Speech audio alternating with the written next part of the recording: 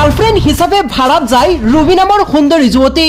Professional girlfriend হিচাপে পৰিচিত Ruby 2 মাহত 3 লাখ টকা পৰ্যন্ত ভাড়া হিচাপে লয় ৰুবিয়ে। আচৰিত নহয়? এয়াই সঁচা। এইবাৰ গাৰ্লফ্ৰেণ্ড ভাড়াত ল'ব পাৰে ৰুবি জাৰ্ডে নামৰ এইগৰাকী সুন্দৰী যুৱতী। এইবাৰ খ্যাত প্ৰফেশ্যনেল গাৰ্লফ্ৰেণ্ড হিচাপে তেওঁৰ কাম হৈছে গাৰ্লফ্ৰেণ্ড হিচাপে যুৱকসকলৰ সৈতে ভাড়াত যোৱা। কিন্তু ৰুবিৰ আছে বহুকেইটা চৰ্ত। গাৰ্লফ্ৰেণ্ড হিচাপে ভাড়াত যোৱাৰ সময়ত কোনো অনৈতিক কাম কৰিব নোৱাৰিব।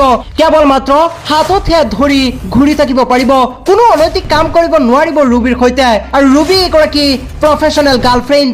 লগতে তেওঁ জানে বহুকেইটা লেংগুৱেজ। তেওঁৰ ঘৰ অষ্ট্ৰেলিয়াত ৰুবি জাৰ্ডে খ্যাত প্ৰফেশ্যনেল গাৰ্লফ্ৰেণ্ড হিচাপে। কেৱল ৰুবিয়েই নহয়, অষ্ট্ৰেলিয়াৰ আৰু বহু যুৱতী ভাড়াত যায় গাৰ্লফ্ৰেণ্ড হিচাপে।